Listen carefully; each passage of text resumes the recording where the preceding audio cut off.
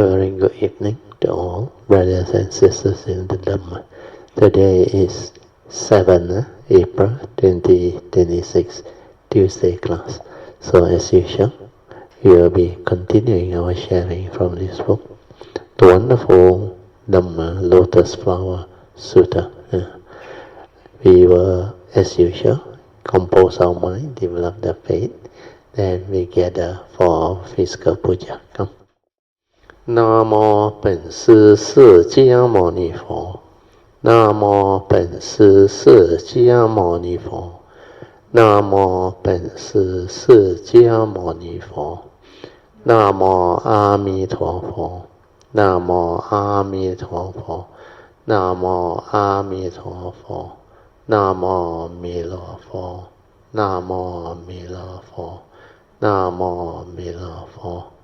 南无药师佛，南无药师佛，南无药师佛，南无观世音菩萨，南无观世音菩萨，南无观世音菩萨，南无文殊菩萨，南无文殊菩萨，南无文殊菩萨，南无普贤菩萨。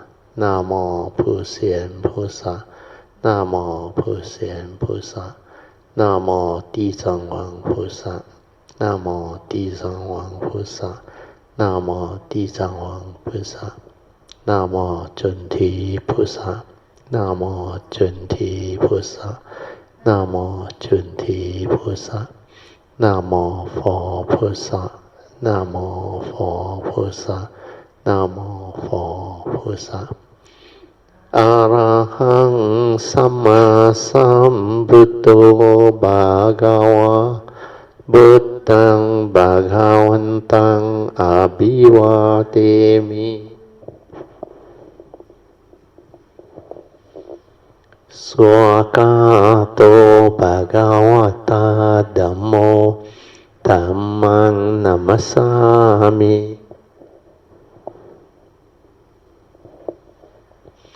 สุปฏิปันโนภะคะวะโตสาวกสังโฆสังฆังนามามินะโมตัสสะภะคะวะโตอะระหะโตสัมมาสัมพุทธัสสะนะโมตัสสะภะคะวะโตอะระหะโตสัมมาสัมพุทธัสสะนะโมตัสสะภะคะวะโตอะระหะโตสัมมาสัมพุทธัสสะบุตตังสรณังกัจฉามิธัมมังสรณังกัจฉามิสังฆังสรณังกัจฉามิดุติยัมปิพุทธังสรณังกัจฉามิดุติยัมปิธัมมังสรณังกัจฉามิดุติยัมปิสังฆังสรณังกัจฉามิตติยัมปิพุทธัง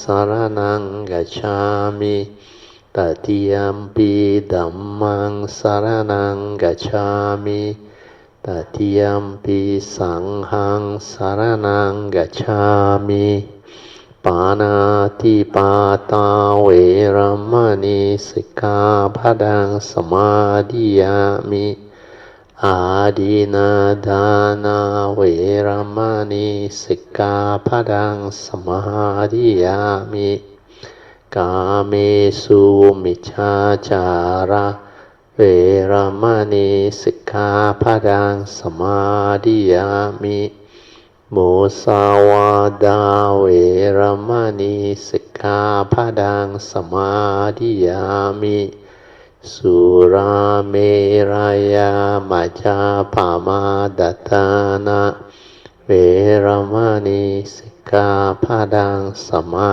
ธิยามิกันนาสารปดิเทนะดิเปนะตามาดังสีนะติโลกาดิปังสัมพุทธังปูจายามิธัมโม นุดังกันดาสัมบรายุเตนะดุเปนะหังสุกังหินะปูจาเยปูจานิยังตังปูจาบาจานามุตตมังวันนากันดากุโนเปตังเอตังกสุมาสันทตินปูจายามิมุนินดาเสสิริปาดาสารโรเฮปูเจเมบดังกสุเมนะเนนะปุณเนนะมเตนะเจโหทุโมกังภูปังเมลายติยตาอิดังเมกายโยตตายติวินาสภาวังอาดิวาสยตุโนบันเตปานิยังปริกาปิตังอานุคัมปังอุปาดายะปาติกันหาตุมุตตมังอาดิวาเสตุโนบันเตปาเลปาริกาปิทังอานุคัมปังอุปาดายะปาติกันหาตุมุตตมังอาดิวาเสตุโนบันเตโภจานังปาริกาปิตังอานุคัมปังอุปาดายะปาติกันหาตุมุตตมัง Okay, now we shall chant our Puja aspiration based on our understanding of the significance of all these Puja offerings. Significance of offering of light. May this offering of light to the Buddha brings forth the causes and conditions to illuminate our mind and help arise the needed clarity and understanding to dispel all darkness or ignorance therein. Significance of offering of water. May this offering of pure, clear, cool water lead us to the pure, clear Dhamma that cools and doses of the fires of all defilements within our mind. Significance of offering of incense. May our morality, virtue, and understanding shine forth far and wide, just like the fragrance of this incense, which we are offering to the Blessed One, who is perfect in wisdom and virtue. Significance of offering of fruits. May this offering of fruits remind us of the Dana Parami of generosity and the fruit of our karma, so that we will diligently strive on with heedfulness to attain the path and fruition as soon as possible. Significance of offering of flowers. May this constant offering of flowers to the Blessed One strengthen our faith and constantly remind us of the impermanence of this body, so that we will diligently and sincerely strive on to cultivate Sila, Samadhi, and Panya, leading to ultimate liberation, the born-free Nibbana. Making of overall aspiration. By the power of these merits, born of these offerings, may my spiritual faculty of Saddha, Virya, Sati, Samadhi, and Panya be further strengthened until they become balas or powers. Sharing and transfer of merits to all beings. May these merits be shared and transferred to all beings without exception, especially to those who have the condition and affinity to receive them. Sadhu, sadhu, sadhu. Okay, let us pay respect to Puja. Buddhang pujemi. Dhammang pujemi. Sanghang pujemi. Awareness-based meditation is most important. In fact, its main intent is to develop our inner mindfulness or awareness. Once we develop it, we need to stabilize it. leading to heedfulness. And like Dhammapada verses 21, the Buddha states, heedfulness is the path to the deathless, whereas heedlessness is the path to the death. The heedful never die, whereas the heedless are as if dead. So in order not to be like heedless, so that there is no spiritual life, we need to train ourselves to develop this mind, which is heedful within. To be heedful, as per Dhammapada verse 23, we need two aspects of mind that has been trained. First is to develop the ability to silence our mind, to maintain awareness within. Then, when we can stabilize this inner awareness, it becomes ever mindful. So training the mind to be mindful or aware is the first stage. And that one is very easy to do if you understand. If you don't understand, it may be a bit of a problem to normal cultivator. But when you understand, it's very easy. The moment you are without thought, you are already mindful or aware. The moment thought arises, you become lost in thought. You become heedless. You're no longer mindful or aware. So understanding this, you just need to silence your mind, completely silent, and let the mind settle down. Then the next thing you do is to relax body and mind. When you can relax body and mind, you are at ease. You have no more problem. Yeah. Then after that, you just maintain that inner awareness or mindfulness, so that your mind can settle down and become ever mindful. Means clearly aware without thought. That one needs training. You need to have faith and develop the ability to relax, maintain awareness. Don't try to know, don't try to do anything. Because the knowing and the doing is always by our thought when it is active. When your thought is no longer active, then the natural state of mind is mindfulness or awareness. That mindfulness and awareness is very important, because that is your true mind. Before the arising of thought, before the knowing, each and every one of us, we have two minds. One is our primordial or true mind, silent completely, characterized by tranquility and stillness, no thought activity at all. Then the second one is the mundane mind or thinking mind that arises from that true mind.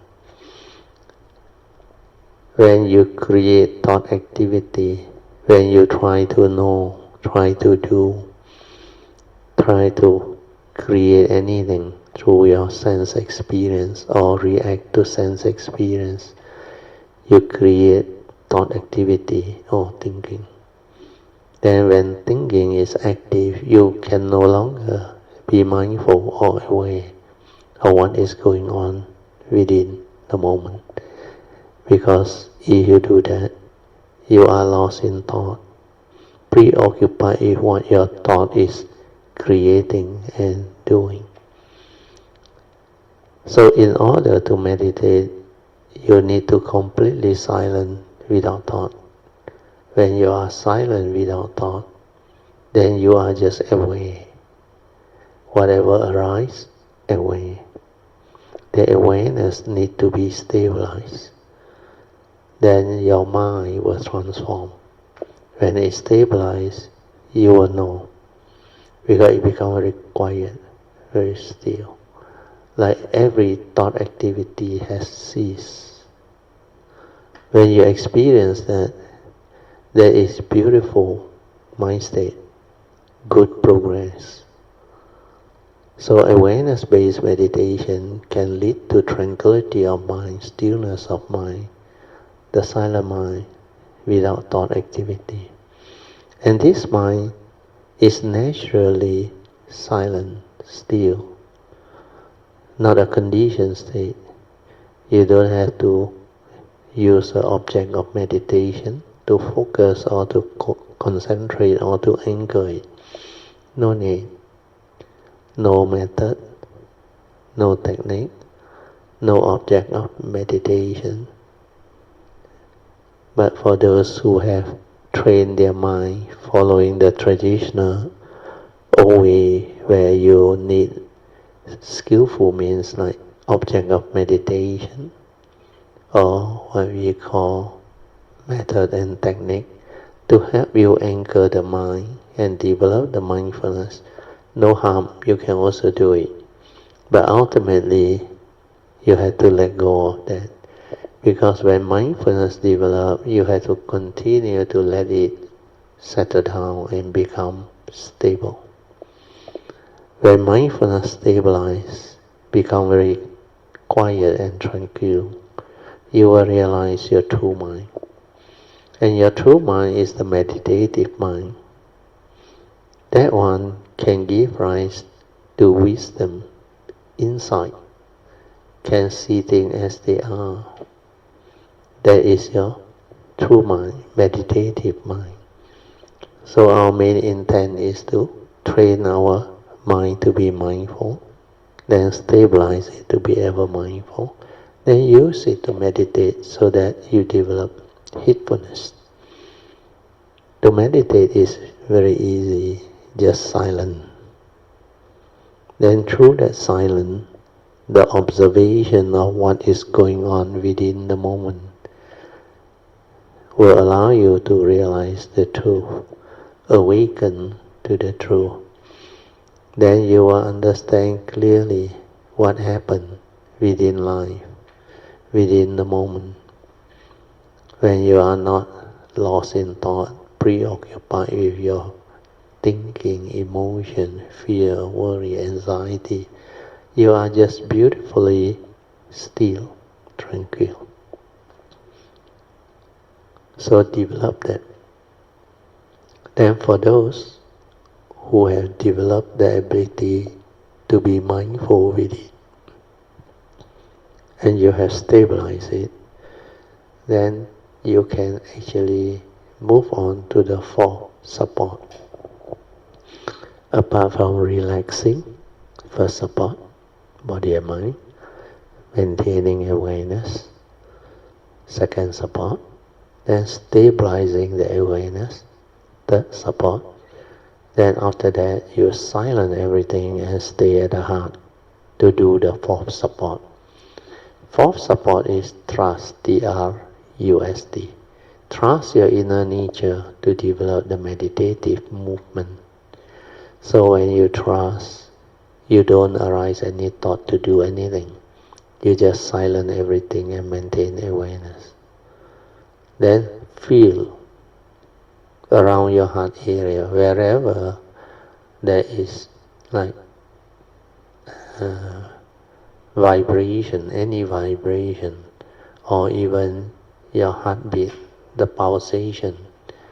If you can detect them, you just stay with it. Allow your mindfulness and awareness to be with the vibration or heartbeat. Just allow it to be. Then when the phenomena and the mind become one, means mindfulness has taken over, then you realize your mind become very quiet and very still. It's like all of a sudden there is a shift in consciousness where all the usual thought activity or movement just slow down until it becomes very quiet. then like there is a moment of tranquility and stillness, completely like no thought at all. That is your true mind. Use that to develop the four support, that higher meditation. You can do that. You will detect the gateway to your nature. Your mind will enter sati. Then you will become very different. Then you will progress very fast. Okay, with that, I let you meditate on your own. Remember the four support. Just relax. Maintain awareness. Don't try to know. Don't try to do anything. Then stabilize the awareness. Means let the awareness stabilize. Whatever arises around your six sense bases, whether it's hearing, smell, taste, tactile, or thought process, or seeing, you just away, finish. Whatever impringes around or at your sense basis, just away, finish. No need to know, no need to do anything, just maintain awareness. Then allow it to stabilize. Okay, I will set the alarm for 30 minutes. You all can slowly, mindfully come out of the meditation. Continue to silence. Then just observe, maintain the inner awareness. Try to be in this state for as long as you can. This will allow you to stabilize your inner mindfulness, leading to the state of continuous mindfulness during the daily life. When you are able to be in that state, you have stability of daily mindfulness. Then to develop heedfulness throughout the day will be easy. Then when you are heedful, you can live life with understanding. You can understand many things that arise and pass away.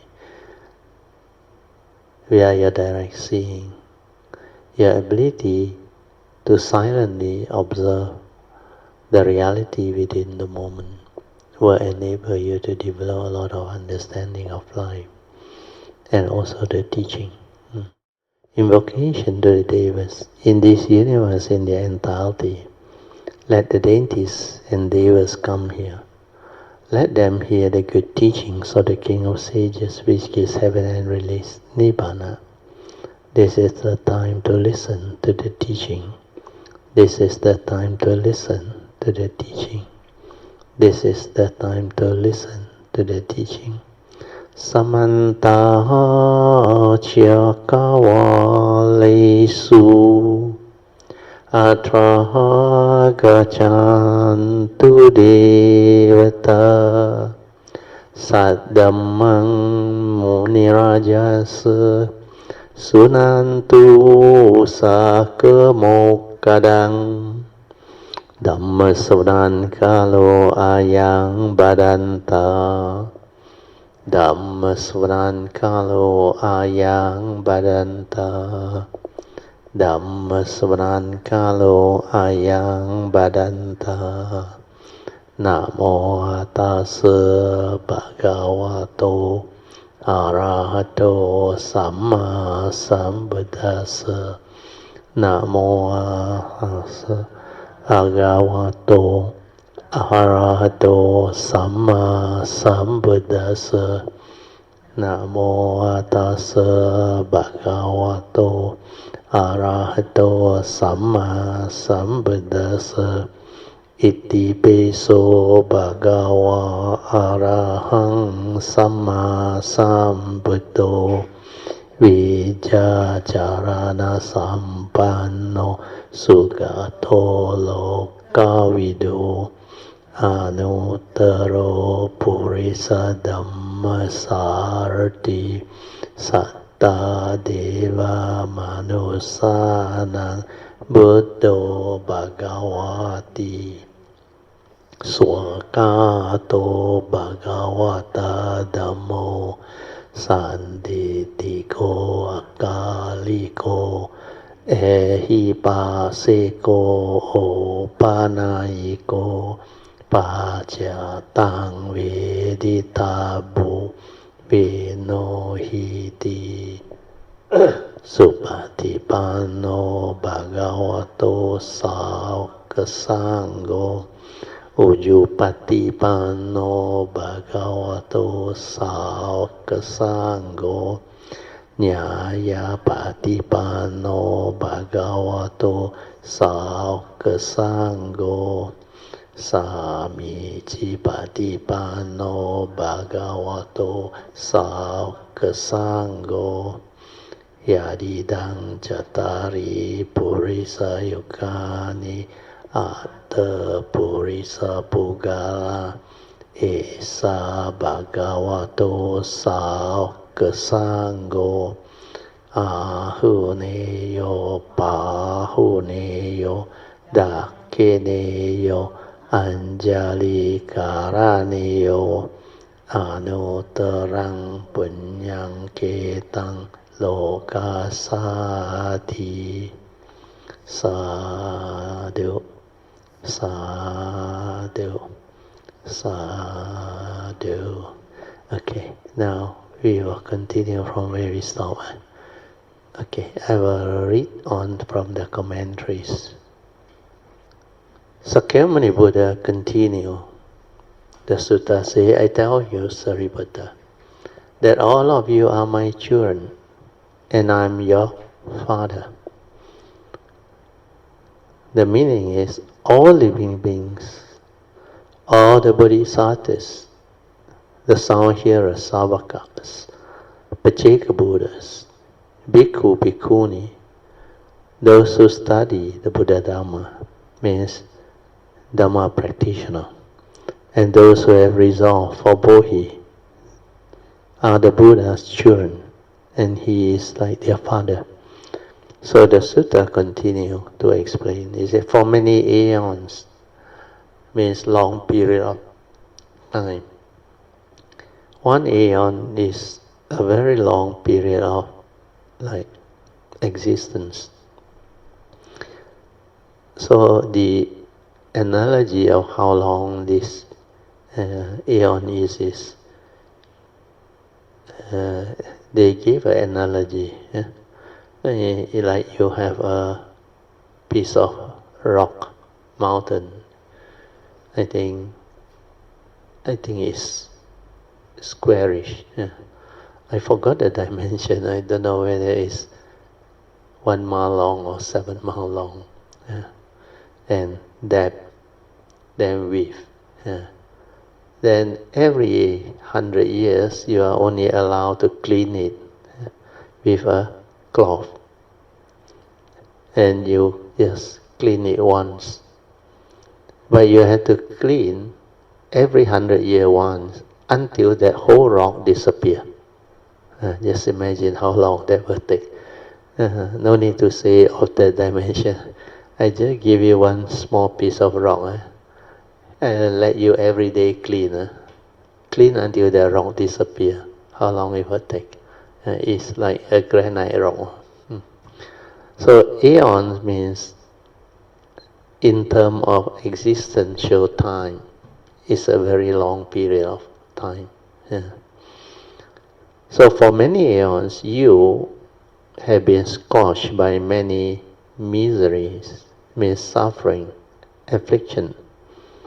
Then the Buddha said, I have saved you all, leading you out of the three rhyme.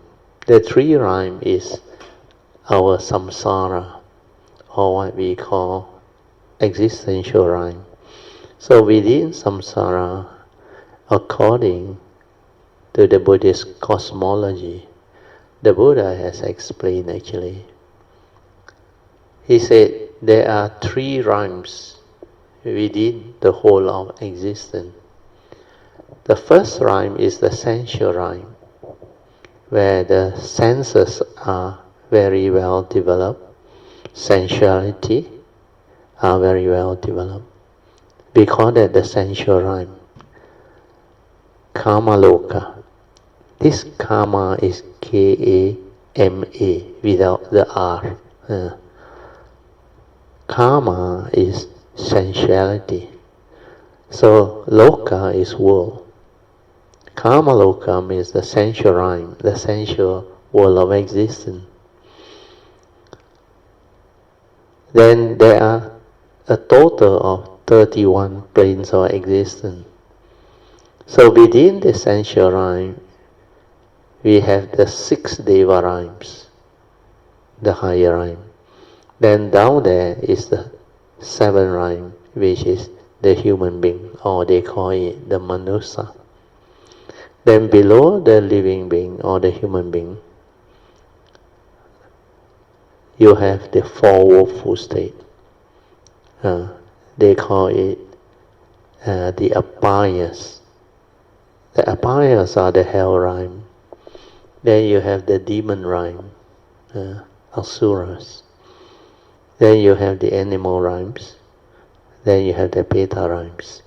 So these 4 rhymes are called woeful states because they are the suffering rhyme. So karma dukkati means suffering rhyme of the sensual rhyme. Then karma sukhati means sensual rhyme of the happy rhyme. The happy rhymes within the sensual rhyme, they are the 6 devas and the human rhyme. They are classified as the happy rhymes. They are more joy, more happiness within these rhymes. And most of the time, the Deva rhymes are the one really developing a lot of happiness, joy, and good life. Because that one needs good merits to be born as Devas, or what we call, there is another name, some call them Dainties, but it's actually a type of heavenly rhyme, Deva rhyme. I think under our Buddhist Chinese cosmology is Tian Fa Jie, means the heavenly rhyme. Or we call it the Deva rhymes. Sun. So these are the rhymes that are having better conditions to experience good life.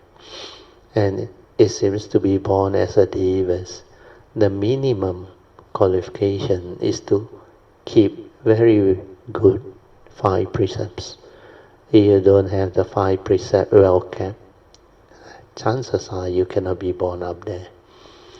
Then even as a human rhyme, you also need to have good parami to be born a human being, where it's very rare indeed to be born a human. And to be born a human during the Buddha Sasana, where the teaching of the Buddha is around, is even more rare. So that is Kamaloka. Then above that Kamaloka, the sensual rhyme, we have the form rhyme. The form rhyme, there are, according to the Buddhist cosmology, 16 Brahma rhyme. Brahmas are special beings that has developed the cultivation of all the jhanas. We vary from 1st jhana, 2nd jhana, 3rd jhana, and 4th jhana. Jhana is a special mind state where meditators focus and concentrate and develop the mind to have all this jhanic state, characterized by the 5 jhanic factor, which is applied thought, sustained thought. Then you have piti, sukhang, and ekagata. And of all these 5 jhanic factors, only one of them is an enlightenment factor, which is piti. The rest are not enlightenment factor. But they are good rhymes. But even if you are born in all this rhyme, finally you can still fall if you don't maintain your cultivation. Then the final rhyme is beyond the form rhyme. Form rhyme in Pali is called Rupa Loka. Rupa is form, Loka is the, we call it existence, rhyme of existence. Then finally, the last rhyme is the formless rhyme, Arupa Loka. This formless rhyme, there are four. These are meditators who has developed the mind until it's very, very quiet, very peaceful, very tranquil. Until the form also don't exist. They exist as mind, very subtle. And these four rhymes, they live very long, very, very long. I think the highest rhyme is the rhyme of neither perception or non-perception. That one they can live for 80,000 eons. That is really long. But that rhyme, the consciousness is like you neither perceive or you don't perceive. It's like the mind is so fine, so quiet, so still. And to them, to many of these cultivators, most of them are Hindu-based, thought-based cultivators. When they reach this rhyme, they thought that is the ultimate. They thought that is eternal, not knowing that they can still fall back. Yeah. The first rhyme, of course, they call it the formless rhyme of infinite space, where the mind exists as tranquil, infinite space. Then the second rhyme is infinite consciousness, where their mind is just that consciousness, infinite. Then there is the third formless rhyme, they call the rhyme of nothingness, like there is nothing. Completely, like they could sometimes call it false emptiness. That rhyme is just empty of all things, all creation, so still. Then the last rhyme is, like I explained earlier on, is a rhyme of neither perception or non-perception, which is the highest rhyme, the more fine. Even all this rhyme, total 31, where you have the 4 formless rhyme, 16 form rhyme or Brahma rhyme. So 4 plus 16 is 20. Then 20 plus the 6 heavenly rhyme, 26. Then you have the human rhyme, 27. Then the 4 willful state become total 31 plane of existence. Then Mahayana actually subdivide them into just 6 rhymes. They call it the 6 rhyme of birth and death. Actually, is by definition, it is from the 31 plane of existence. But they simplify the heavenly rhyme, the Brahma rhyme, and the 4 formless rhyme as the heavenly rhyme. They call it the Tian Fa Jie, means the heavens, where the Devas live, the Brahma lives, and the formless rhyme cultivator lives. Then you have the human rhyme below, same, then the 4 willful state. So 4 plus 1 plus the heavenly rhyme is the 6. So they call it the 6 samsaric rhyme, Liu Tao Lun Hui. So if you fail to develop the meditative wisdom to free your mind, you will be trapped within the 6 rhyme or the 31 plane of existence. So it's like samsara. They call it like our modern society, we sometimes use this, what they call the poverty cycle, where you are trapped inside it. So this one is a rebirth cycle, where you are trapped in the existential rhyme of birth and death. Okay, then I read on, you understand now. So for many aeons, you have been scorched. He used the word scorched, means severely punished or burned or afflicted by many miseries or suffering or afflictions. Then the Buddha said, I have saved you all, leading you all out of the three rhymes. We are developing the enlightenment, the wisdom to free. All of you living beings has been burned and tormented by the three locusts, or the three rhymes. Then he said, suffering can be subdivided into the three kinds of suffering, the 8 kinds of suffering, and the limitless suffering, life after life, throughout the countless great aeons. In every moment, I save you from this suffering rhyme, from being burned by the fire of various suffering, and thus enable you to transcend the three rhymes. The rhyme of desire, the rhyme of form. Here desire means essential rhyme, and the formless rhyme. So here, the Buddha explained it as an analogy, because when you come to our existential, which we call samsara, then as a human being we are born into this human rhyme. Then within the human rhymes, there are a lot of human beings. Not everyone is happy or with the what they call good life. In fact, a lot of human beings without the Dhamma understanding, they suffer a lot because they are deluded, heedless. They didn't understand the nature's law that governs life and existence. When they don't understand, they do a lot of wrong things. So what happens is they entangle themselves with the law of karma.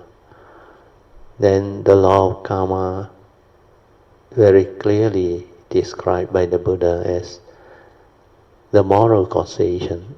You reap what you sow. Do good begets good. Do evil begets evil. You plant the seed of evil, you reap the fruit of evil. You plant the seed of wholesomeness, you reap the fruit of wholesomeness. And according to the Lord Buddha, we are all born of our karma, heir to our karma, conditioned and supported by our karma. And we are what we are because of our karma. If you don't take care of karma, then you will suffer. You will become miserable. Because whatever you do, you cheat people, deceive people, harm people, kill people, cause a lot of unnecessary suffering and misery to fellow living beings. Then the law of karma will actually create the causes and conditions for you to reap what you sow. Then the karmic repercussion or the karmic conditioning, when they arise, it will trigger of causes and conditions for you to be entangled.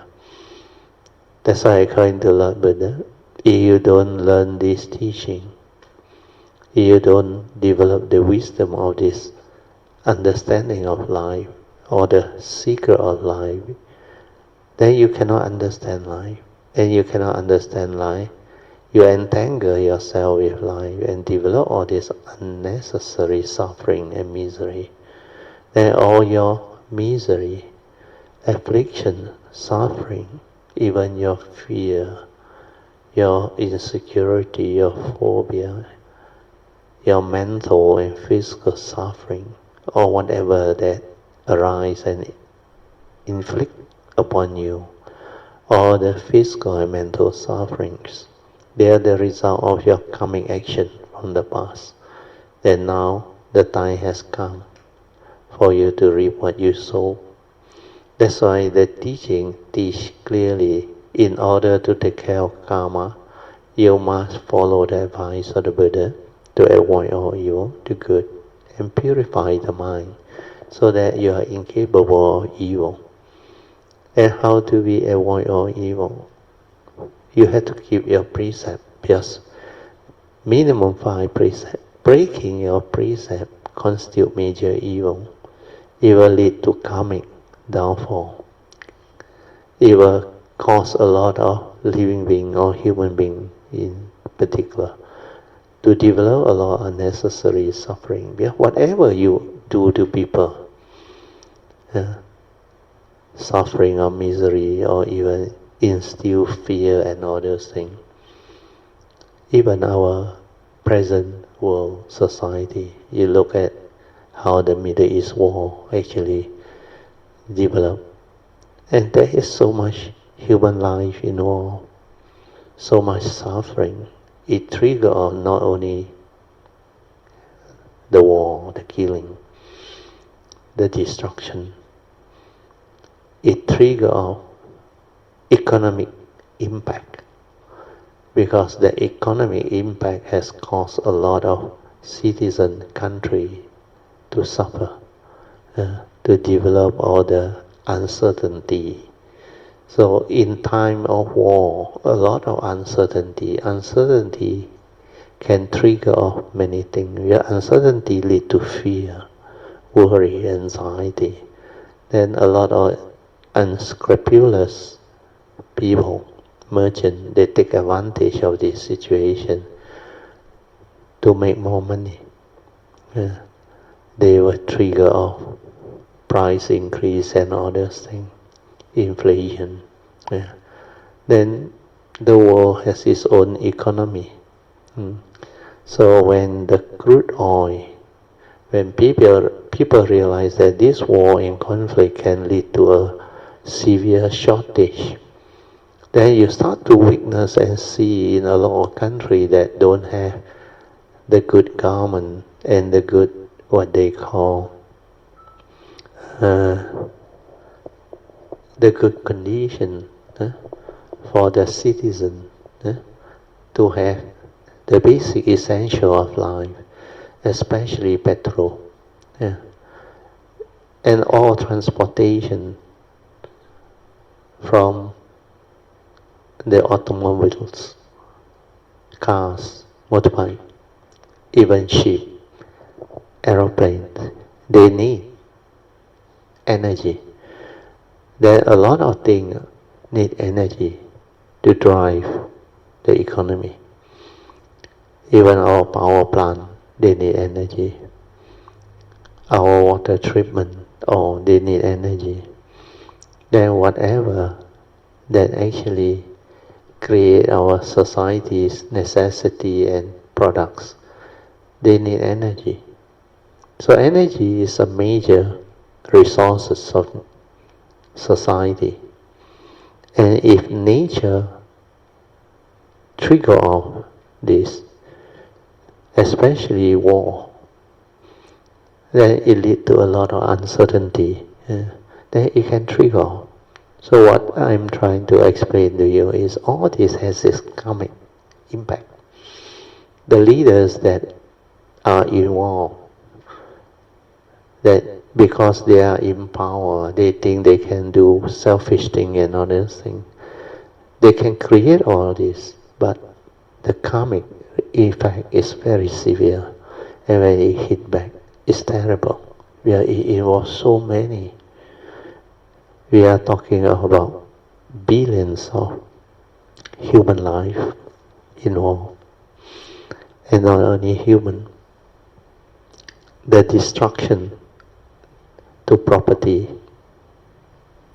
to even all the other affected living beings like the cats, the dogs, the pets or whatever. And also pollution, the severe pollution that can affect and harm a lot of living beings. Even the fishes are not spared. So all this, the repercussion is very, very severe. So when we look at all this, when we have the mind that understand, we actually will radiate love and metta towards all, hoping that the war will end somehow fast, hoping that they can resolve all this amicably. But chances is it won't be amicable. It's still a selfish approach to whatever negotiation they may want. So all this are the reality of life and existence that unfold with certain key politicians' decision. And all this, they can happen anywhere, anytime. Then, looking back, I think, for us as Malaysians, we are actually quite blessed, relatively well protected from all this. Not like certain, even ASEAN country. You heard of the newspaper talking about the oil crisis, where petrol station went out of fuel, got money also cannot buy. They have to line up. And these are basic, essential commodities. Then the prices shot up. Even our retail market. Of course, the government tried to help out by withholding the price of RON 95 from increase. But not every country is like Malaysia, where we are actually net exporter of basic petrol. We export high grade, we import low grade.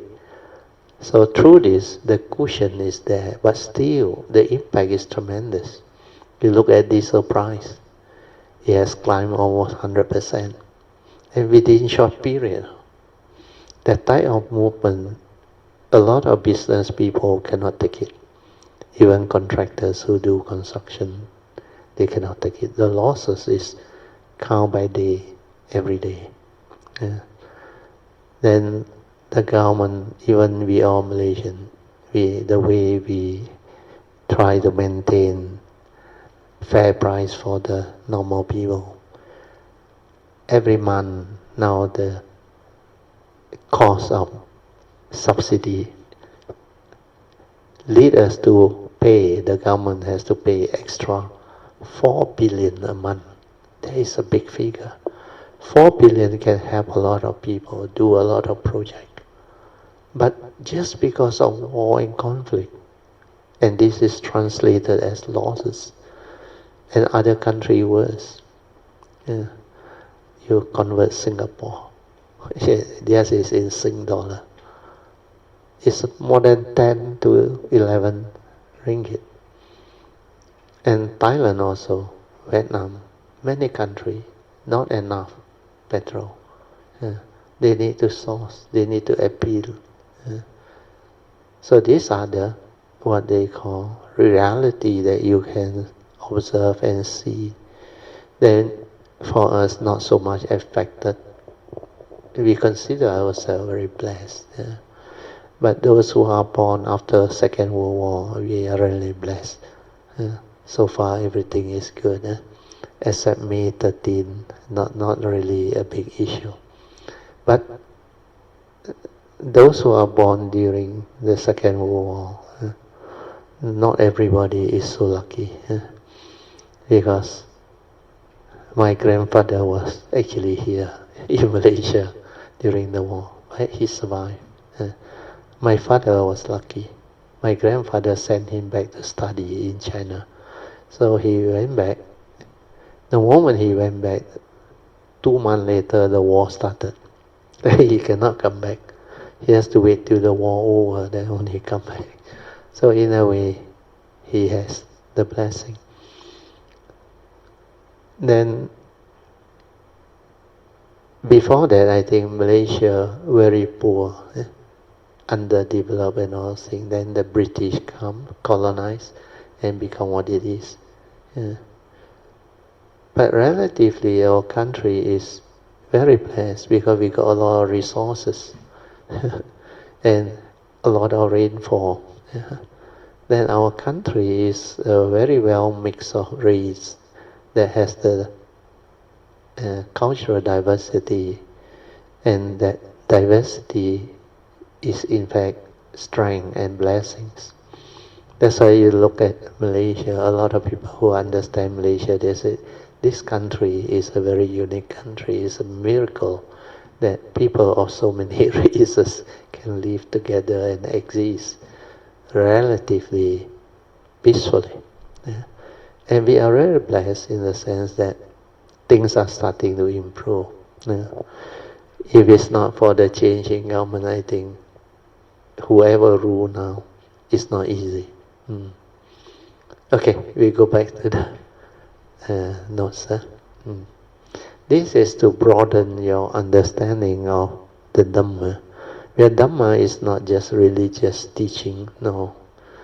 It is understanding life. When you understand the teaching, you understand life completely. Then you won't be trapped within that, what they call like minute understanding of life. You will have the full picture very clearly.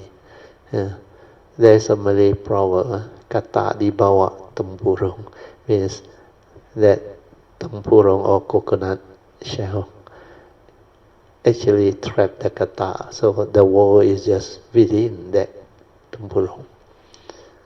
But actually outside of it is so much more understanding and things to develop, to see, to understand, and to develop the good life, and etc. So all these are very beautiful understanding. Okay, I will read on. Then continue with the sutta. The sutta says, although previously I said that you had attained nirvana, it was merely an end to birth and death, and not the real nirvana. So this part I need to explain a bit. So what happened is the Buddha is trying to explain to all these people who attended this special Dhamma session. They call it the wonderful Dhamma Lotus Flower Sutra. What prompted the Buddha to share this unique sutta is it has reached a point where all those that have cultivated earlier on under him, who actually only developed the provisional teaching to gain initial wisdom, to develop the basic enlightenment. We call it the sainthood way. So the sound hearer, they develop enlightenment through the sainthood way. They realize the 4 stages of enlightenment. First stage, sotapanaship. Then sakadagamiship, second stage of sainthood. Then anagamiship, third stage of sainthood. Then arahantaship. And there is another vehicle, they call it the Pachika Buddha vehicle, that develop the Paticca Samuppada or dwellings, also to realize enlightenment. Finally, realizing and understanding the Four Noble Truths too, but not through hearing the teaching from the Buddha. They contemplate themselves, they develop the meditative understanding, then they awaken to the way through the law of dependent origination, Paticca Samuppada. So these 2 vehicles, they are the provisional teaching, the smaller vehicle. Then come the 3rd vehicle, which is the Bodhisattva way, the Buddhahood supreme vehicle. So that one, the Buddha say he has refrained from teaching this sutta because most of them are not ready. Yeah. But after they are ready, the Buddha started to proclaim this supreme vehicle teaching, or they call it the one vehicle, supreme vehicle teaching, yeah, which is cultivating the Bodhisattva way leading to Sammasambuddhahood, the highest human ideal that can be realized. Once you realize Buddhahood, that is the perfection of wisdom cultivation. Your virtue, your wisdom is extraordinary. They have been perfected. So they call them fully enlightened one. Not only you have realized enlightenment, but you have perfected them and developed full, complete enlightenment.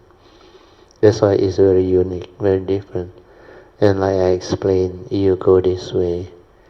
It's very extensive training and understanding. And this one can lead to very rewarding understanding and experience. Yeah. So when the Buddha said, in the past, although I expediently or use the provisional teaching to teach you, told you that you had attained Nirvana, means via the sainthood way or the Pacheka Buddha way, that was just a skillful means of teaching. Means you can realize enlightenment to end birth and death of the segmented life, means to free from human suffering or living being suffering within samsara. Yeah. But then, it is not the ultimate realization. Yeah. So here the Buddha continued. But you have not attained the real nirvana or the complete training realization of that type of nirvana that involves the nature within. Where you have not located the gateway, you have not penetrated the nature, you have not illuminated the nature, and you have not developed complete understanding of what that Buddha nature or original nature within all living beings yet. So because of that, he said, you have ended physical birth and death or segmented life, birth and death, resulting from karmic condition. But you have not ended cognitive birth and death, means the birth and death of the outflow of thought. Cognitive birth and death resulting from the fluctuation of thoughts. In terms of ultimate wisdom, on the level of the ultimate Dhamma understanding, you had not attained that type of stillness. So that is where the supreme vehicle teaching lies. What you should aim to accomplish now is to realize the Buddha's wisdom, which is the perfection of all perfections, the 10 perfections. You should now learn from and emulate the Buddha's wisdom, Sammasambuddha, and practice or cultivate the genuine Dhamma. Okay, next part of the sutta. If there are bodhisattvas within this assembly, they can single-mindedly listen to the Buddha's ultimate Dhamma. Although the Buddha, the world-honored one, employs skillful means, the living beings they intend to teach are all bodhisattvas. That's why to go this vehicle, supreme vehicle, you must take the bodhisattva way. So what happened is, during the time of the Buddha, when he proclaimed this sutta, expounded this sutta, there are a lot of sainthood way cultivator who has a condition to go the bodhisattva way, the Pacheka Buddha vehicle that also have the condition to go this way. And there are a lot of bodhisattvas that are cultivating, but they have not completed their cultivation. There are some having reached very advanced stage, like Manjushri Bodhisattva, Kuan Yin Bodhisattva. They are all there. Even the top disciples of a lot of Samasa Buddha, they are around.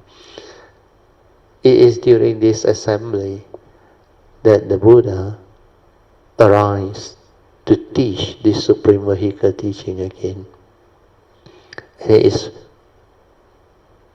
out of love and compassion for all these cultivators.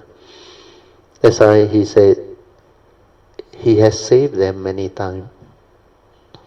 But a lot of them, most of them, they didn't know that what they have gained as enlightenment were initial teachings. But because of affinity, causes and conditions, they develop the affinity to have the condition to listen to this Supreme Vehicle teaching. And from then on, continue with this teaching. Then as predicted by the Buddha, he said, whoever who has faith, listen attentively, then sincerely cultivate and persevere, they will realize Samasa Buddhahood. It's as easy as that. But of course it takes a lot of training, a lot of cultivation over a long period, aeons and aeons. But it can be done. That's why in the blue book, Cultivating the Bodhisattva Way, I explain them all inside there. Like I always say, for those who understand, it's not difficult, it's fairly easy. But you don't understand, the way, the cultivation can be very, very difficult.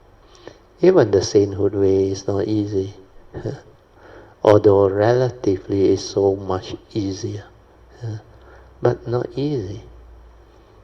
Because basic awareness, sati, people cannot get it right. Then they don't understand that living being has two minds. And when you don't have all this basic understanding, how can you cultivate? There's no way. You end up doing a lot of thought-based activity.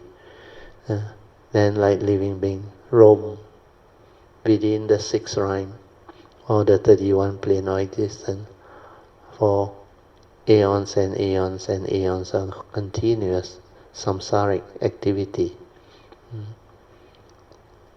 Okay, I will read on. Commentaries. If there are bodhisattvas within this assembly, the Buddha said, they can single-mindedly listen to the Buddha's ultimate Dhamma. Because most of these bodhisattvas, they already have heard this before.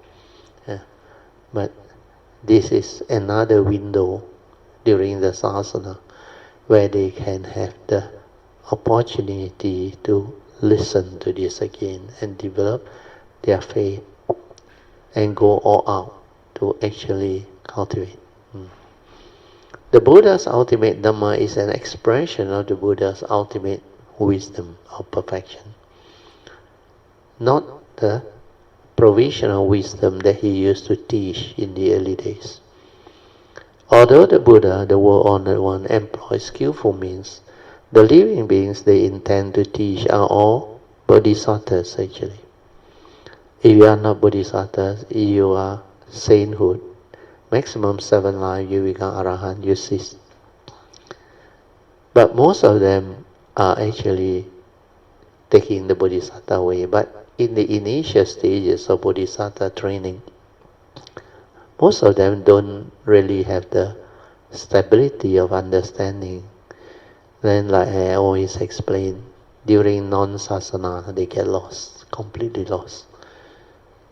Then they roam for very long. Then sasana, they have the affinity, they come back.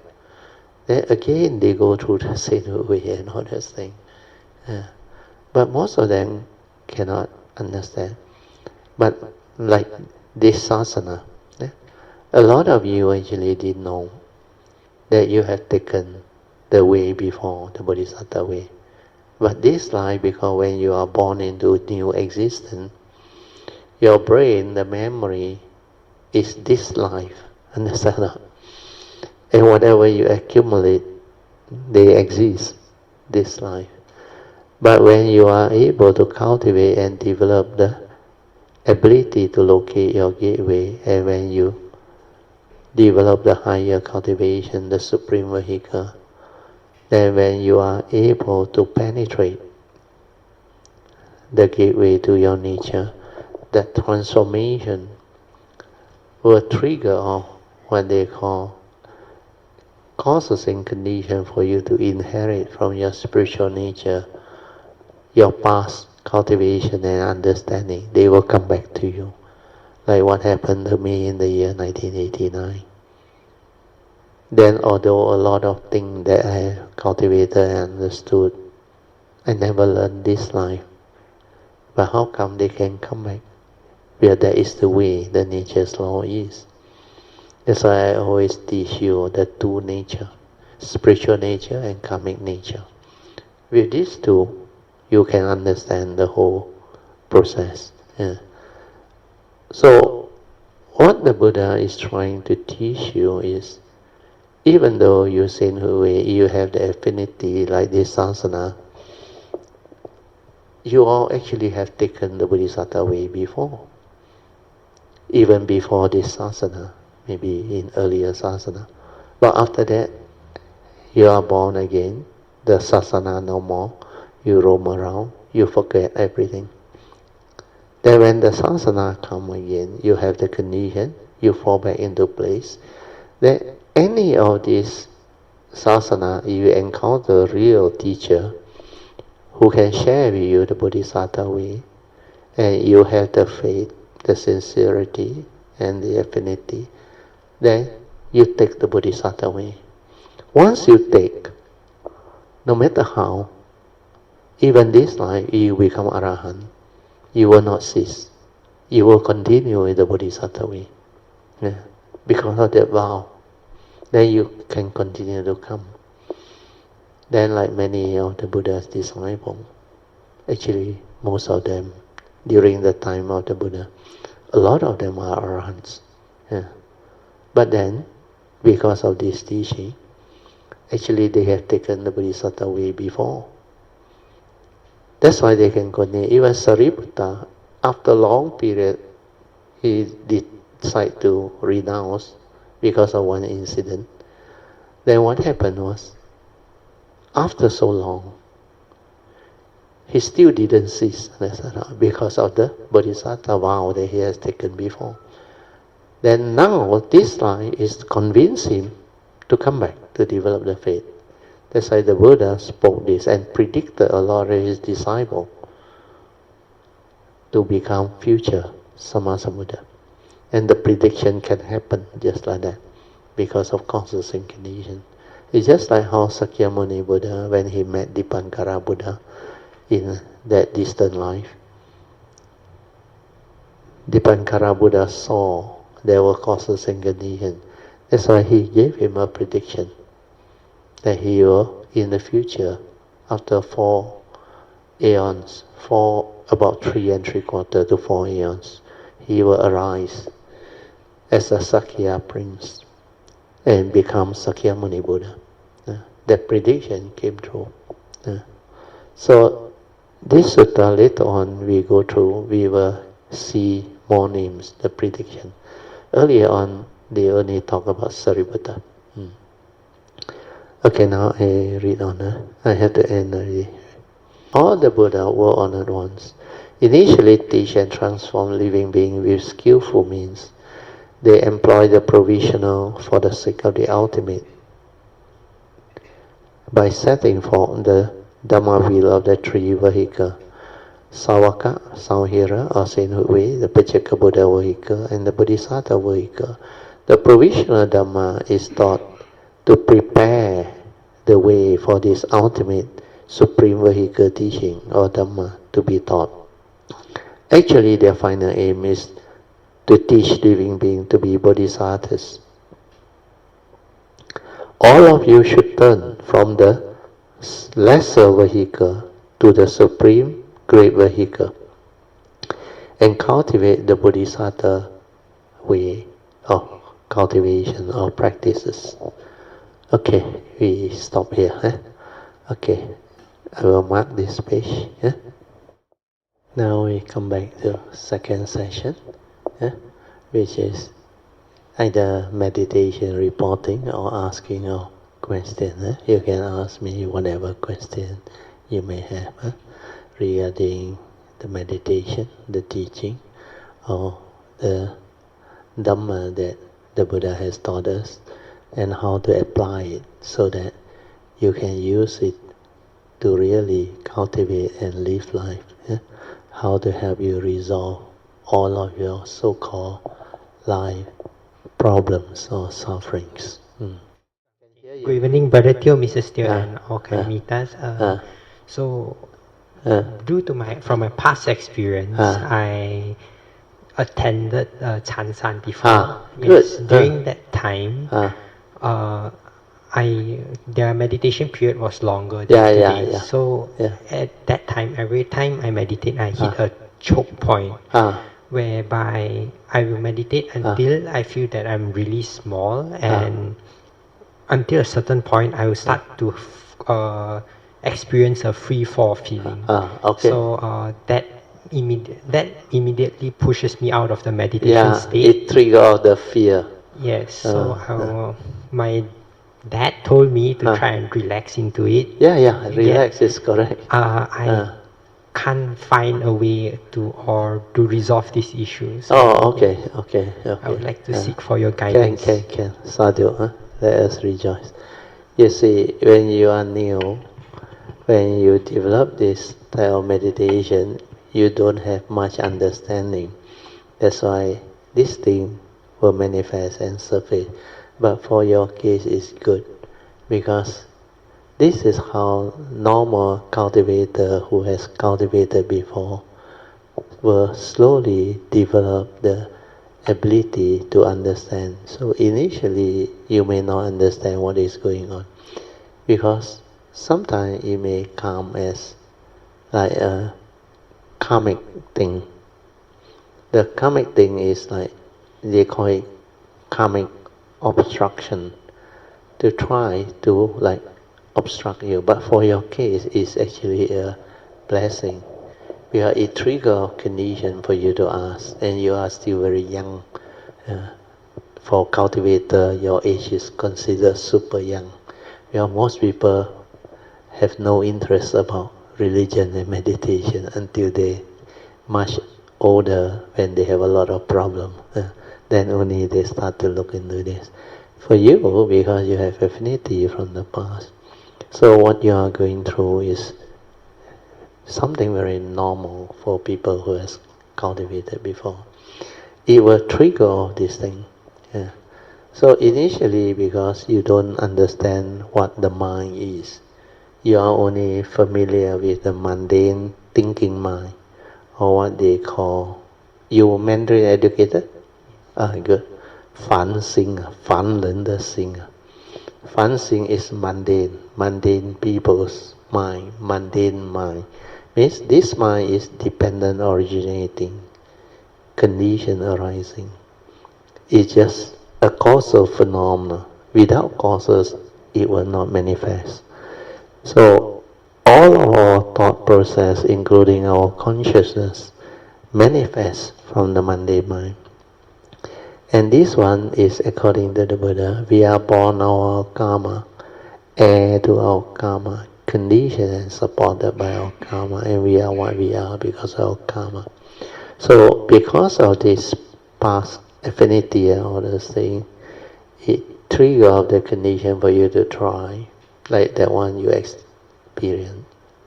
Maybe the meditation period was longer, because that is their way. So you go through long period of sitting or silent. Then you experience this, like what you described. The mind like become very small. Then it trigger off that fear actually. Then you don't understand, but that is a good condition, because otherwise you don't have the condition to ask. So what your dad told you is correct. Initially, you must relax into it. Means you must understand that you have two minds. But before you see the true mind or realize the true mind, you just have a theoretical understanding on it. Yeah. So what you need to do is have the faith. Tell yourself, if I have two minds, then I have to understand what are these two minds. Because in the sutta, the first patriarch, Bodhidharma,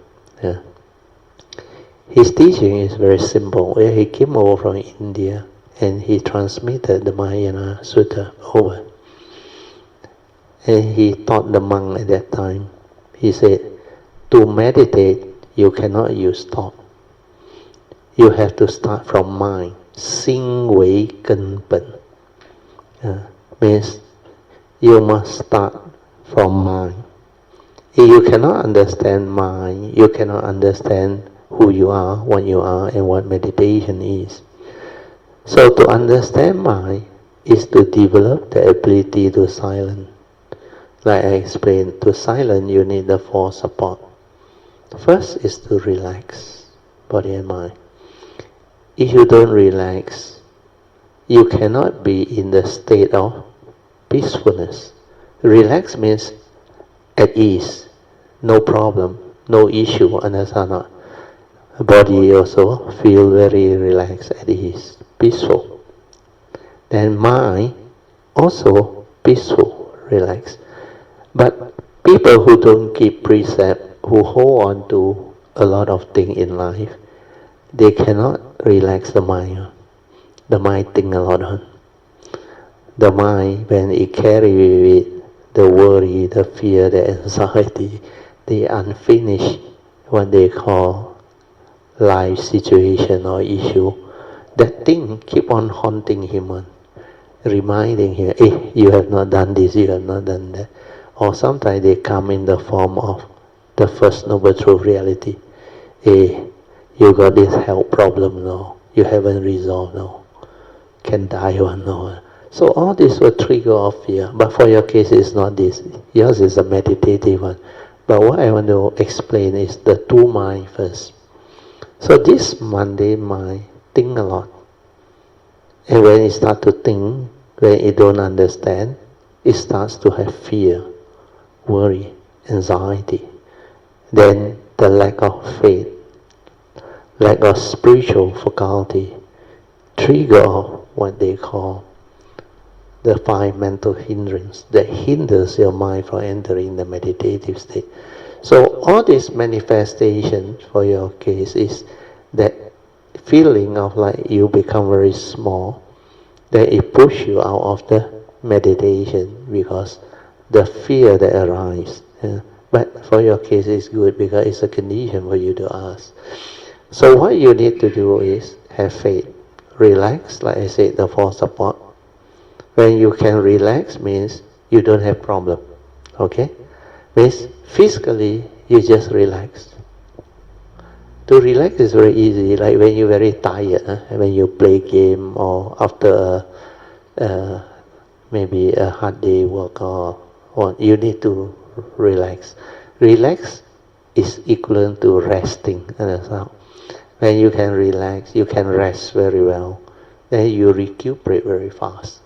Most people went into the sleep so that the thought is not active because they are so tired, they just fall asleep. And if you have a deep sleep, you actually recuperate, you feel fresh, you feel very good. But not everybody can sleep. When they have problem, while they sleep, the subconscious release and the unconscious release, these are your trap phobia, your trap, what they call worry, anxiety, insecurity. Then even baby, it can trigger off. When they sleep, they can sometimes cry and make certain noise. It's like they have certain dreams. Actually, this dream is your subconscious release and unconscious release. Then when you try to meditate, a lot of this thought that you accumulate, your fear, your worry, your unfinished business, or your problem, which you accumulate inside here, they keep on arising through the memory and the thought process, through subconscious release and unconscious release. Then when this thing come, it hinder your mind from entering the meditative state. Where these are the mental hindrance. And mental hindrance are sensual desire and evil, the two, duality, like and dislike, pleasant, unpleasant. And sloth and torpor is lethargic mind. The mind is very lethargic. No interest. Don't see the importance of this teaching, this meditation. So they like, when you study the subject, you don't have interest. You feel sleepy. You try to concentrate, you cannot. Yes? You got no passion, and you doesn't see the importance of the teaching. Then the fourth one is actually worse. The fourth one is doubt. Actually, before doubt, there is this restlessness of mind. Your mind becomes restless. Restless means it cannot become peaceful. It like worry a lot. When you have fear, worry, anxiety, unfinished business, you become restless. You think a lot. You cannot settle down. Yeah. So that one is for people who don't keep precept, who violates the precept, or facing the karmic past. This will come and haunt you. Yeah. Then when it haunt them, they develop this restlessness of mind. And sometimes fear is one of them. Yeah. Fear, worry, anxiety lead to restlessness of mind. Then the last one is doubt. Doubt about the teaching. Doubt about what is going on. Like your case, when the doubt arises, because you don't know how to deal with it when you are new, young, but no problem. So your dad advised you to relax, but he cannot explain why you must relax and how to relax. That's where your problem is. So it's very easy. Now you listen. Like I say, relax means at ease. For you, I think, okay, because you don't have something that you hold on to a trigger of fear and worry in you. Because you naturally have your good past. You don't have all this that come and this. A lot of people who try to go into meditation because of karmic negativity in the past, they got a lot of karmic obstruction. Then that thing come back and haunt them and prevent them, obstruct them from developing this meditation. So that part, maybe I will explain it in more detail later or in the future when there is condition. But this part is more important. When you realize that these are the mental hindrances that trigger all this, then you must learn how to relax. Relax means body and mind. To relax the mind is, for normal people, not easy. If they don't keep the precept, they break the precept, they got a lot of fear, a lot of worry. Because I explained in the brown book, Essential Dhamma. If you don't keep your precept, which is sila, samadhi, which is the meditative mind, cannot kick in. Where those who violate the precepts, they have a lot of guilty feeling, fear, worry, anxiety. Then sometimes all this from the past keep on triggering of phobia. Like they may go through life in certain way that leads to certain childhood incidences that trigger of fear, phobia. And all this can manifest anytime, anywhere when there is causes and condition. So, to meditate, sila is very important, means you must devote more time to develop the understanding why must keep precept. Your precept is to prevent the individual or the cultivator from falling into karmic negativity. Like I explained, who are the one that breaks precept? They are people, these are people who actually deluded, have selfishness, and have the evil roots of anger, hatred, and negative emotion, even violence and all those things. So the three evil roots, root of all evil, that make you evil, if they are there, they constitute major karmic offense. Like the first precept, we undertake the training rule to abstain from killing and causing harm to fellow living beings. Who will kill and harm fellow living beings? Not only human beings, even cruelty to insects, to animals, to whatever, or fellow human beings. If you scheme, if you are selfish, you will do a lot of this kind of nonsense. So only people who are selfish, means they have bad intent, violent people, full of hatred, anger, hostility, envy, jealousy. These are evil root of anger, hatred.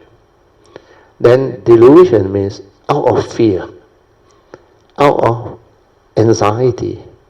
Then sometimes because they worry, then they plan and they scheme and they want to take the shortcut way to harm people, to kill people. So whoever who do that, they have the evil roots of greed, hatred, and delusion. These are major evil. If you have this, it will condition your mind to do evil. That's why you will kill and harm. And people who are killed and harmed, it may be war or through just physical injury or whatever, or killing in whatever form. Sometimes it's kidnap or whatever. Sometimes it's like through gang fight or whatever. So out of evil intent, selfish intent, they violate this. So keeping precept is to protect us, out of love and compassion, to protect us. If you don't keep this, the law of karma is you reap what you sow. In future, people will kill you, harm you, and do all this back to you. It may not be from the same person. It can be from any human being. Because this is the suffering that you inflict on people, or society, or the world, like what the war is doing. Then in future, you have to pay all this back. You reap what you sow. When there is condition for you to become the victim, you will end up being bullied, being hurt, being harmed, being killed. That's why keeping precept is very important. Then if you keep your precept, you have peace of mind, and this thing will not come and haunt you. The police will not come after you, understand? Those who steal also same. Those who commit all this immoral thing, doing all the underground immoral activity. Then those who lie, who cheat, who deceive, scam and all those things. You reap what you sow. You scam people, in the future you come, when the era is such, you will become the victim. Those who become snatch thief, so like our civilization, our era, got one stage, a lot of ladies kena snatch thief. The experience there. But during my era, it's the men that kena extortion. You know what extortion is, kukeng. So extortion is during the 60s, the 70s, and the early 80s, I think. After 80s, I think less. Then snatch thief come. And snatch thief is always lady, I don't know why, elderly lady and middle-aged lady. There's some young one also. They will come and snatch. So you reap what you sow means you don't keep the precept, this thing will arise. Then when it arises, it creates phobia, fear, and all those things. There were 2 or 3 Kayamita, I remember, they kena snatch thief. Not one time, no. Not 2 times, no. 3 or 4 times. No. That's why they know it's coming. But they are very good. Because of that, they accept. They asked for forgiveness, and now they are okay. And all of them told me the same thing. Brother Theo, after I went through that, the moment I hear motorbike sound, cold fear go through their heart. That's why karmic don't play a fool. So all this, they will manifest. Yeah. Then when they manifest, they will come back and haunt you, torment you, afflict you, and cause a lot of mental suffering and physical suffering. So for the mind to settle down, for samadhi to kick in, the precept is very important. Sila means keep the minimum 5 precepts. Then do good, cultivate wholesomeness, good mind state, kindness, sincerity, honesty, generosity, all this. Do more, because these are your merits. When you do this, people will have you back. People will respect you, care for you. Then have all the, what they call, condition to receive all this goodness that you have actually cultivated and give to others. You reap what you sow. The more you give, the more merits will accrue and wealth will come. Whatever, materialistic or whatever, people will help you back, offer back to you, give to you, and all those things. That's why this line, sometimes you look at the way Kayamita pay respect, offer me things. It's not because I want them. It's because they have faith and they do it. And most of the time, I donate to Kayamita Fund or I give it out again. But sometimes, if it's for good reason, health product or what, they sincerely wants to actually take care of me, then I will consume them. Then sometimes I share with my wife or my family members. But more important is, all this come about because in the past, I also did a lot of this. I also offer to teachers, monks and all those things because I have faith in them.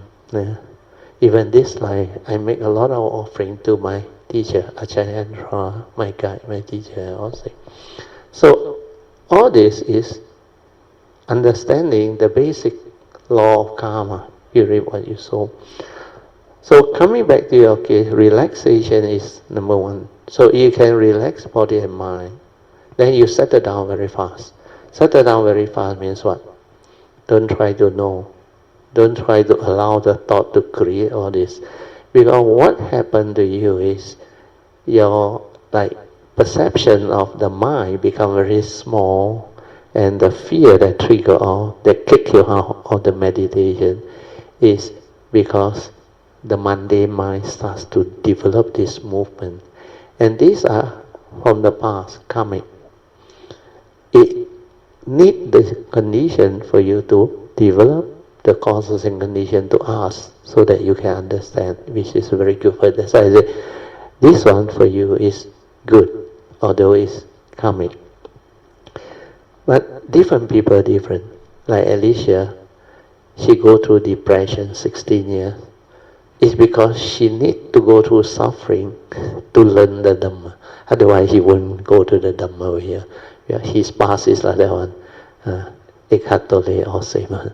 But there are some, no need suffering, like myself.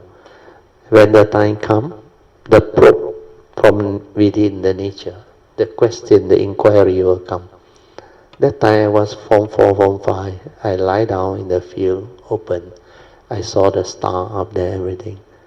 Then deep inside, just the voice arise. Who am I? What am I? Why am I here? Then that time as a science student, I know I am one of the 5 to 6 billion of human beings. Very insignificant. One within so many billions. Then our Earth is just a third planet from the Sun. Even more insignificant. And every star up there is a potential sun. No? Some bigger, some smaller. And everyone may have his planet and all those things. No? Then compared to the universe, I am actually like a speck of dust. No? Nobody here. And I said, Why am I doing here? Who am I? What am I? Then you know what happened? For no reason, inside answer come out. You must meditate. Huh? Meditate. I don't even know what is meditation. But I have faith now. Where the past told me. Meditate. Otherwise I cannot understand.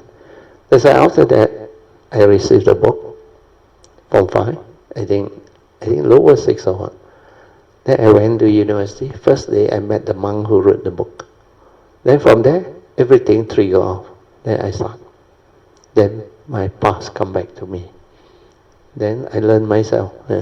But not everybody is like me. This nature is different. So for your case, it's also a condition for it to trigger. So learning to relax is very easy. Relax means, like I said just now, don't try to know. Don't try to do. Yes. Who wants to know? The thought wants to know. Out of what? Curiosity. Sometimes anxiety, fear, worry. So all this can trigger off thinking. Not to say you cannot think. When you study, you must think.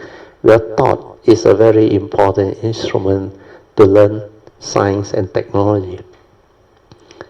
To learn things.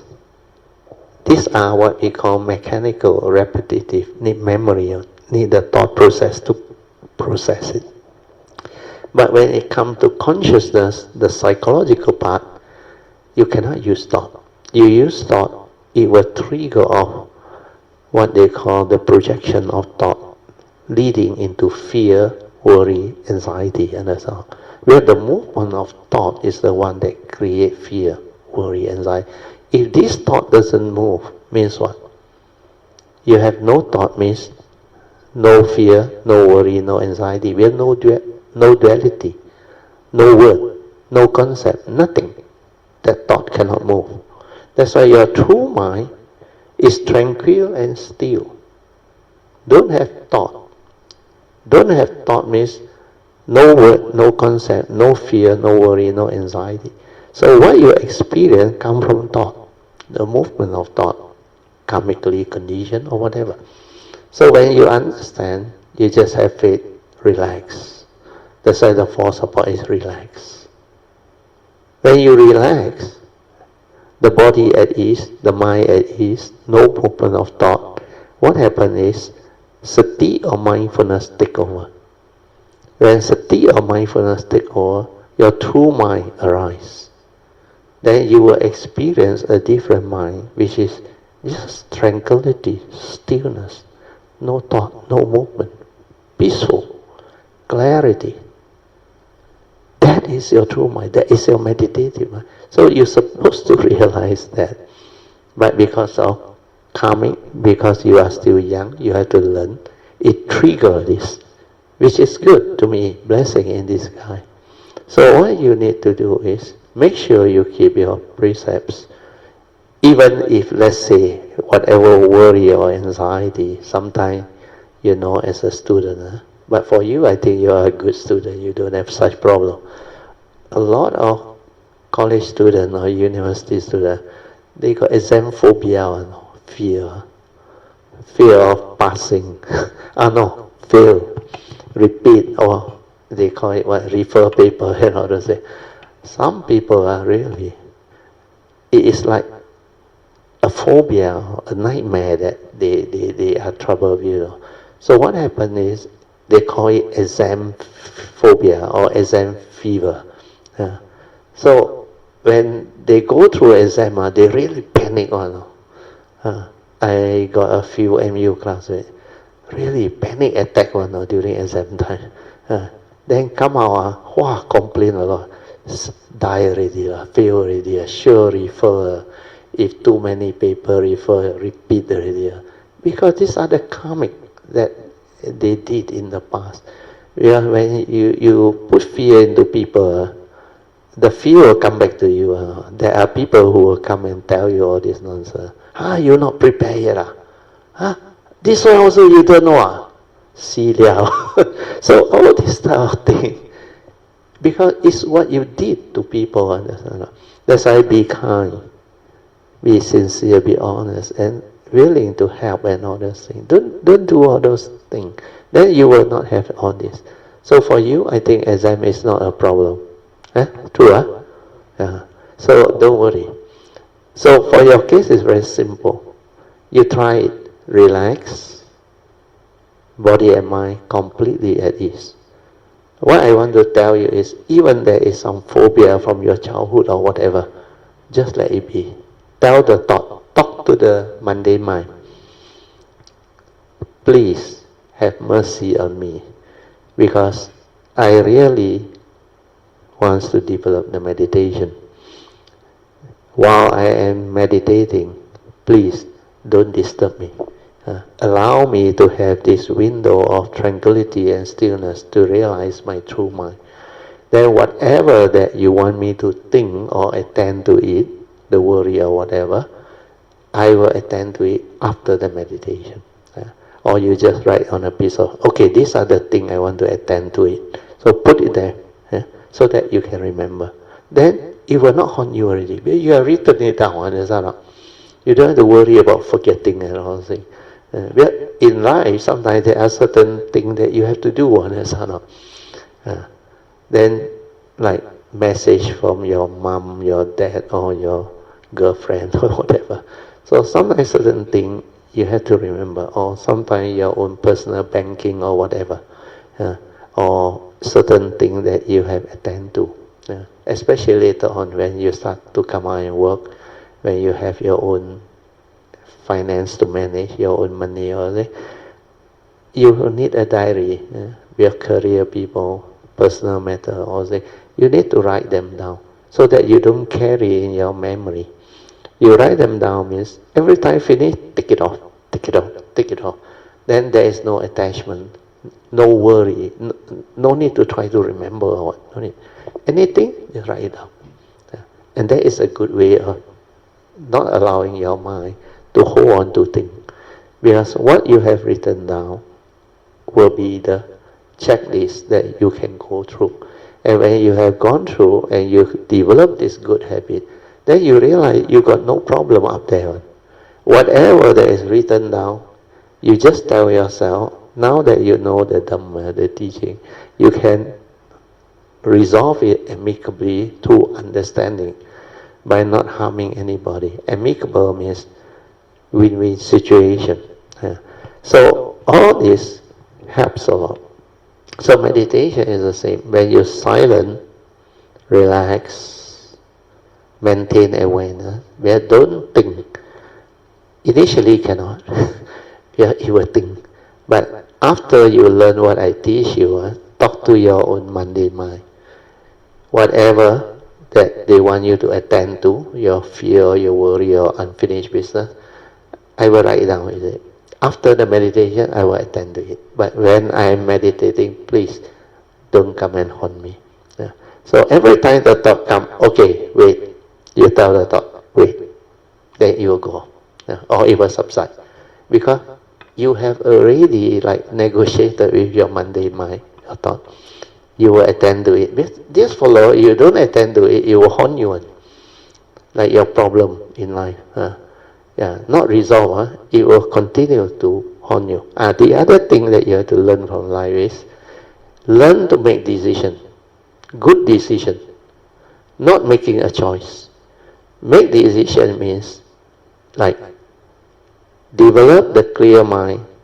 The clarity means when you don't have fear, worry, anxiety, when you don't hold on to the problem, your mind has clarity. Why? You can accept. Whatever happened, there are causes and conditions behind. Like the Buddha said, very likely it's karmic. So if it's karmic, I accept. Accept means at peace. I no need to fear and worry about the problem. It can be health problem, financial problem, relationship problem, or whatever problem. When I accept that reality, I'm at peace. I don't develop unnecessary fear, worry, anxiety. But this thing won't help you. Then when you have this clarity, then you reflect, contemplate. What actually happened? Then you try to write it down. Okay, How can I resolve this amicably is the second step. When you understand what actually happened, then you can resolve it amicably. Okay, this misunderstanding, maybe I need to resolve. If I need to apologize, I apologize. If I need to ask for forgiveness, following the yellow card, ask for forgiveness first, then radiate love, metta.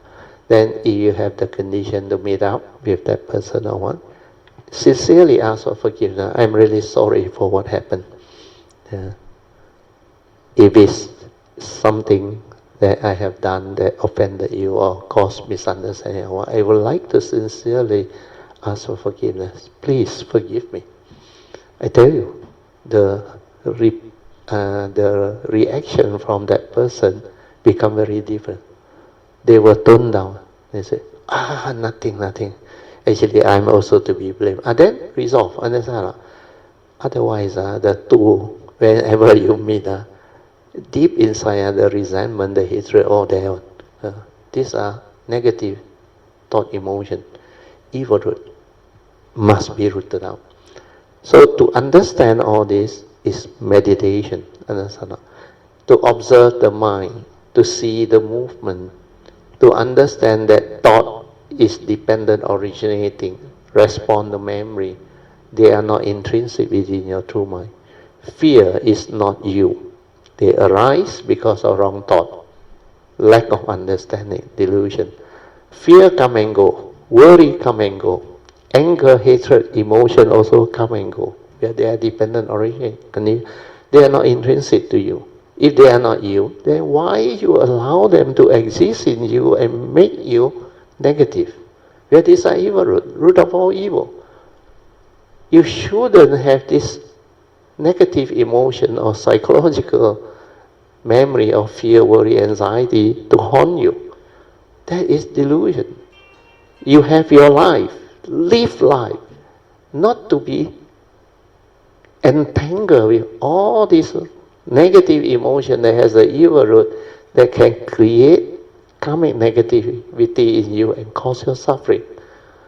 So see this clearly. Then tell yourself it's only a thought. Thought is like a tool to serve you, understand? Like a knife. You use it for proper use. Shape fruits, cut vegetable or whatever. But don't use it to harm yourself, hurt others. That is the wrong way of using that tool. So thought also same. Wrong thought means you arise the wrong emotion,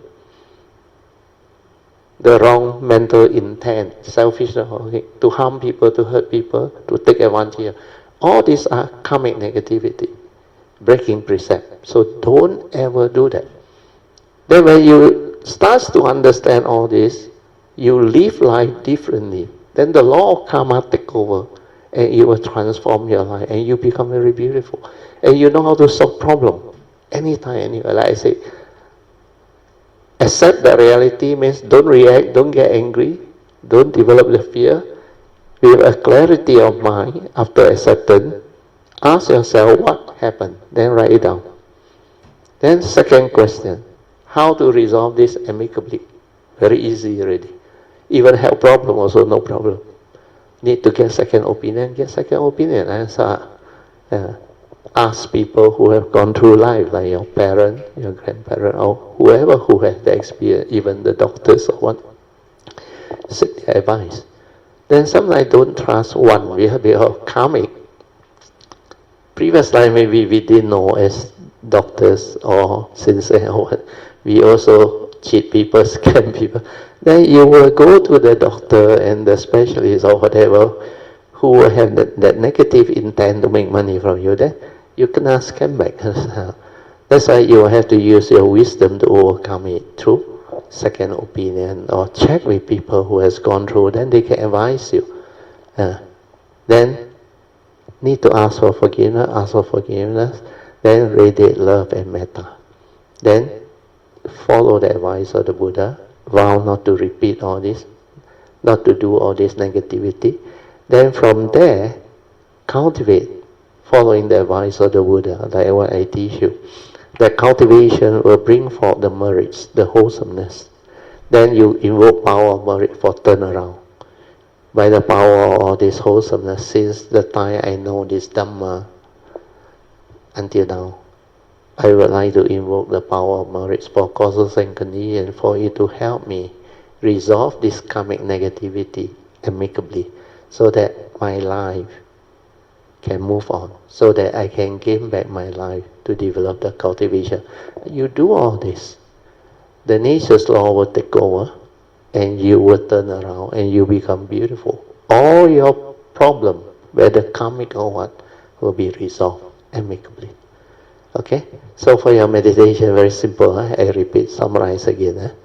You just relax into it, maintain the awareness so that there is no thought movement.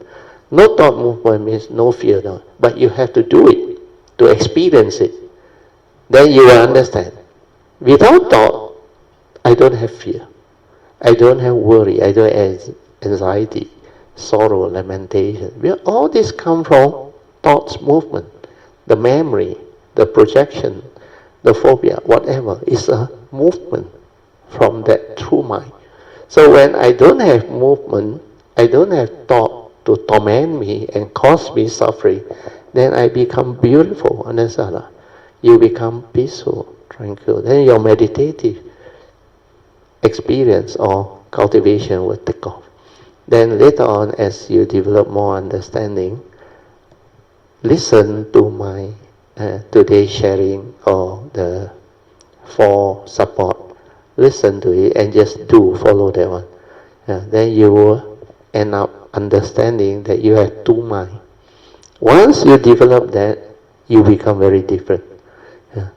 Then your understanding of the teaching, life, everything become different. You become a different person. Then that time you will be very happy, and your parents also very happy. So hopefully this will help you. Sadhu, sadhu, sadhu. Okay, I think exceeded 5 minutes already. You want to finalize your question or what? No, thank you, Brother Dear. No problem. You go back, listen to this. This will help you a lot. And even your parent can listen. It helps a lot. Sadhu to you for creating the condition. So let us now share merit, transfer merit.